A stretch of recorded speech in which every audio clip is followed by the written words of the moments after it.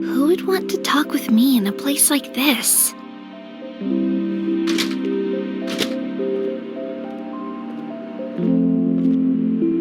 Oh! Ryoba-chan! Are you the person who left that note in my locker? What did you want to talk to me about? I need to tell you something about the boy you have feelings for. You know who I have a crush on? Oh, that's so embarrassing. Well, what is it? What did you want to tell me?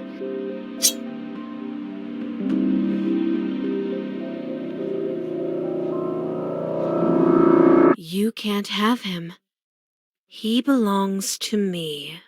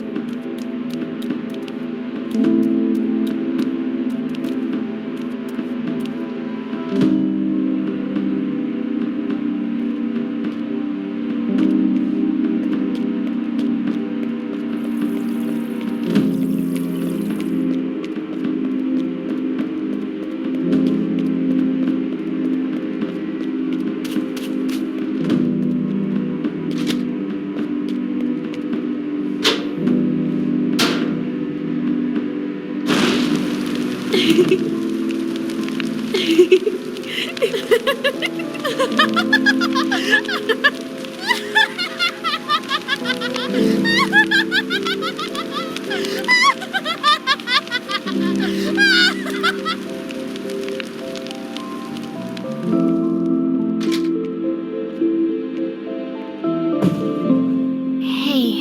Ryoba-chan? I saw you take a knife out of the cooking club. Why did you do that? Oh, that knife actually belonged in the home ec room. I was just putting it back where it belonged.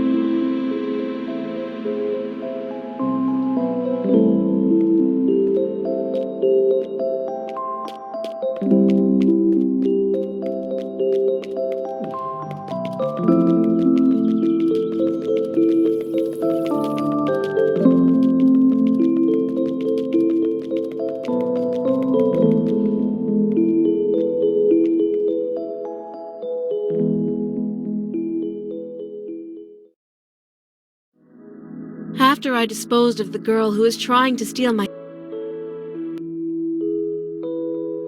Okay, I'll help. Yay! Come with me, Yan-chan.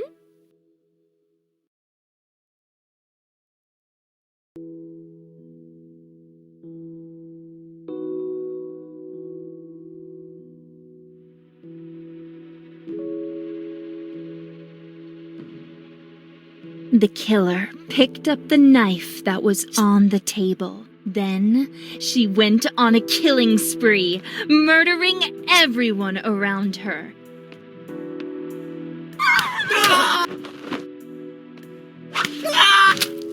With each kill, she lost more and more of her sanity, and her attacks became more brutal and savage.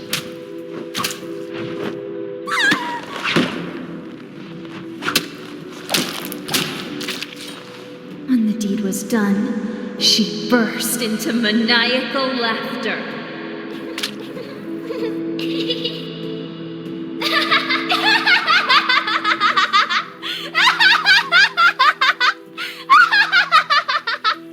Now that she had calmed down, she was able to proceed to the next phase of her plan.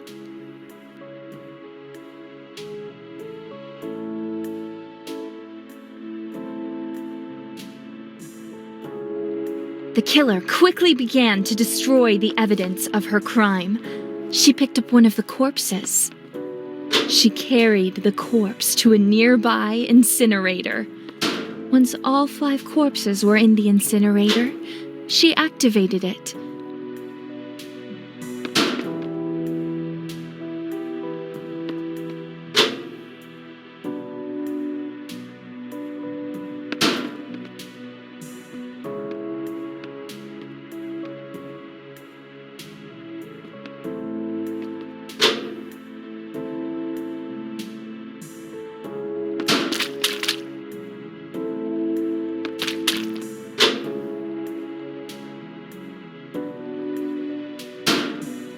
With the corpses incinerated, she prepared to clean up the rest of the evidence.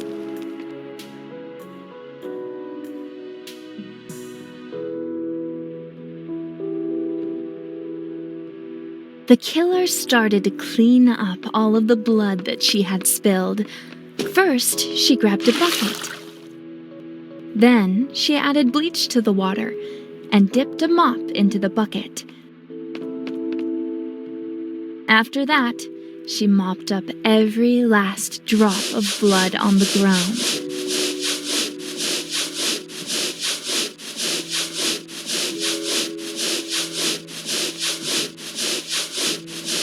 With all of the blood mopped up, she moved on to the next part of the cleanup process.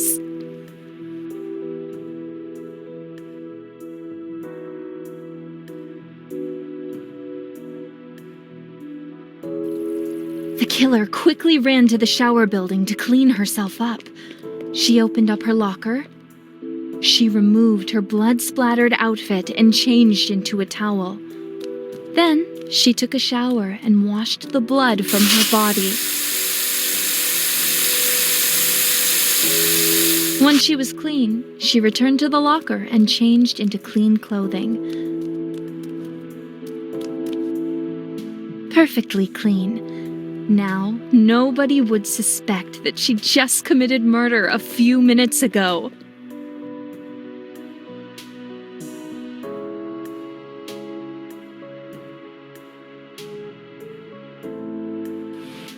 The killer carried the murder weapon to a drinking fountain and used water to wash the blood away.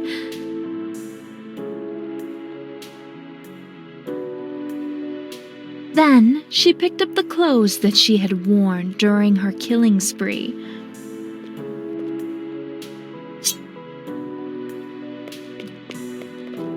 She brought the blood-stained clothing to a washing machine, tossed it inside, and activated it, wiping away the last piece of evidence that connected her to the crime. Just thought of something. Instead of cleaning the evidence, she could have just dumped it into the incinerator along with the corpses, you know? Well, I guess it works either way.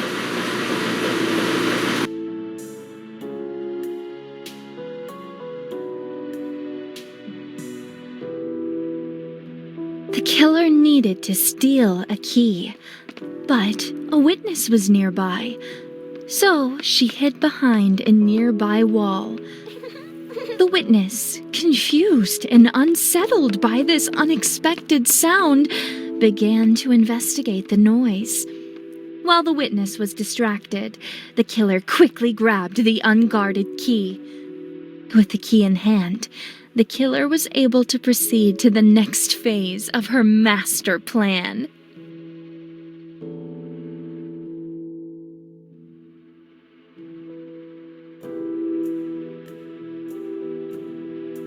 The killer wanted to dispose of a corpse, but witnesses were nearby, so she put on a raincoat, put a tarp underneath the corpse of her latest victim, grabbed a circular saw, and chopped her victim's corpse into pieces.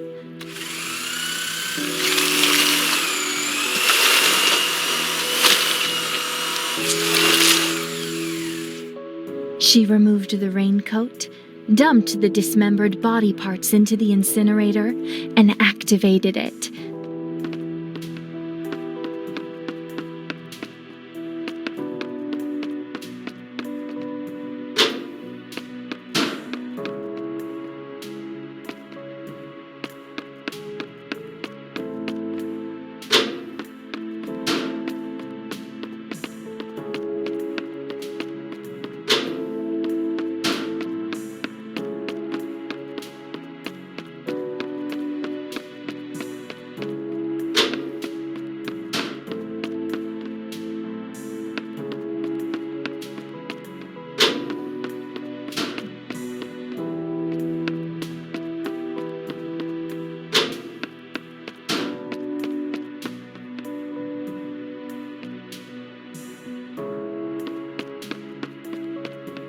She disposed of a corpse in front of a group of witnesses without raising any suspicion.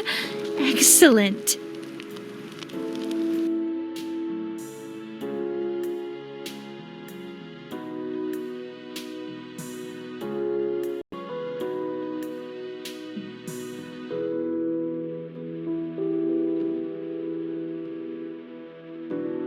The killer made a mistake. She allowed a witness to see her while she was covered in blood. The killer's reputation was at stake. She spoke to the witness and quickly made up an excuse.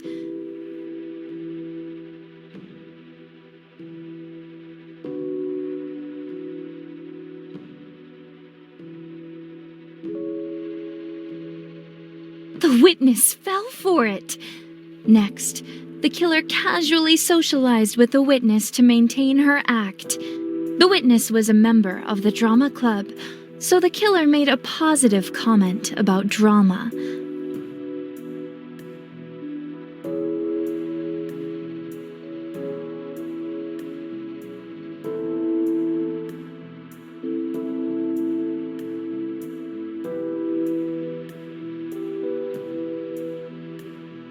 The killer was now on good terms with the witness. Her reputation was safe. For now.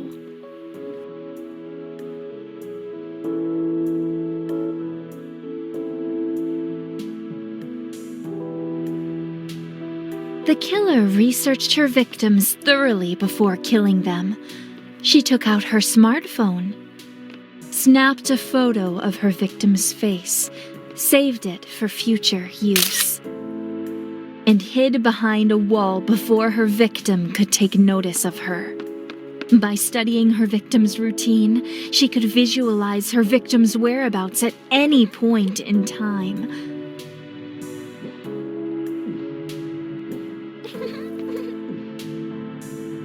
She could even visualize the presence of nearby objects that would be useful for committing murder.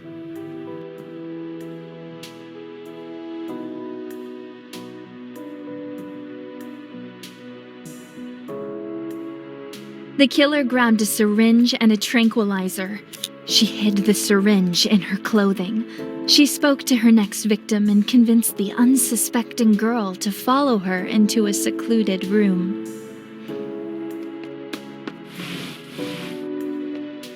She closed the door behind her, took out the syringe, and stabbed the girl from behind.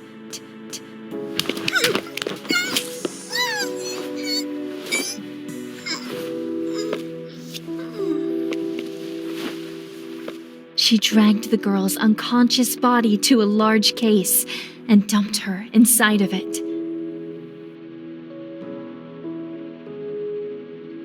She left the area and returned after midnight to collect the body of her victim, with no witnesses.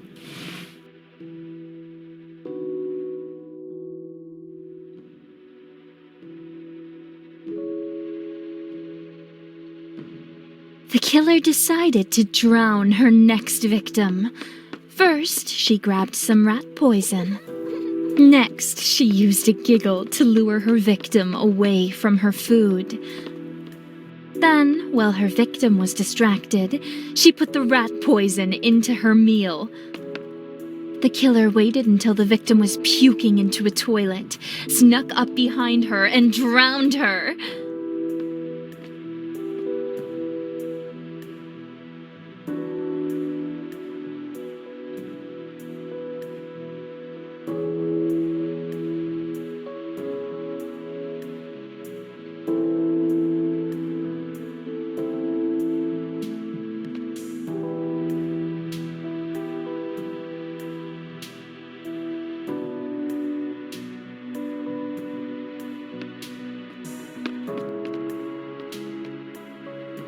Hey, what are you...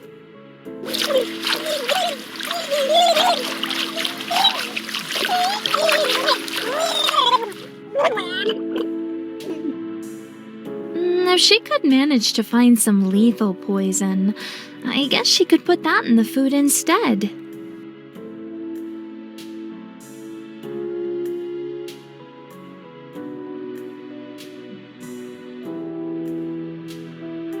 The killer planned to murder her next victim with electricity. The first step was grabbing a bucket. She filled the bucket up with water and dumped the water on the ground at her victim's feet.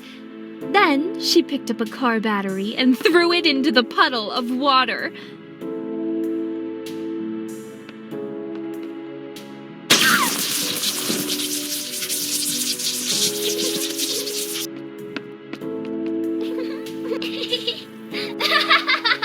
Even as she stood over the corpse of her latest victim, she was already planning her next murder.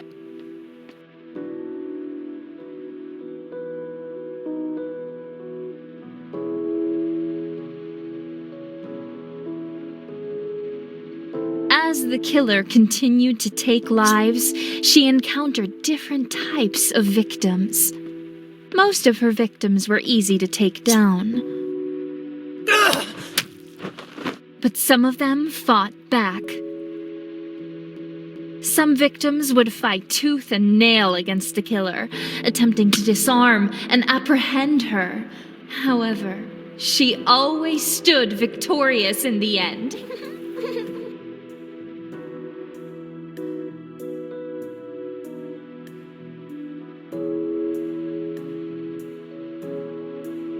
She prepared to build a tripwire trap.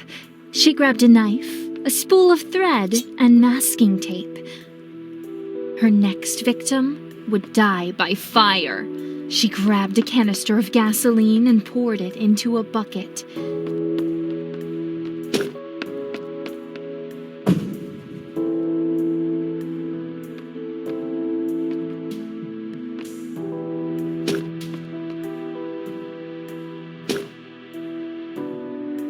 She poured the gasoline into a water cooler and set up the trap.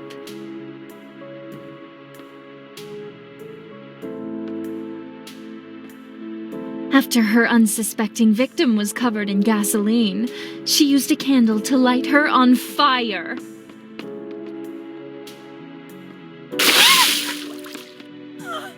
What?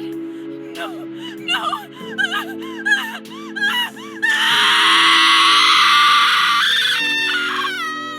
She had killed with blades, water, electricity, and even fire itself. She controlled the elements.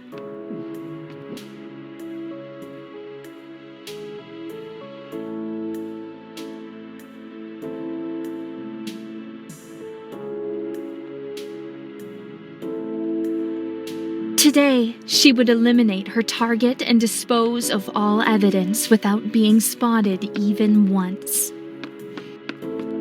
Wait, Yanchan, that's not right. But don't worry, it's okay. We'll just start over and try again.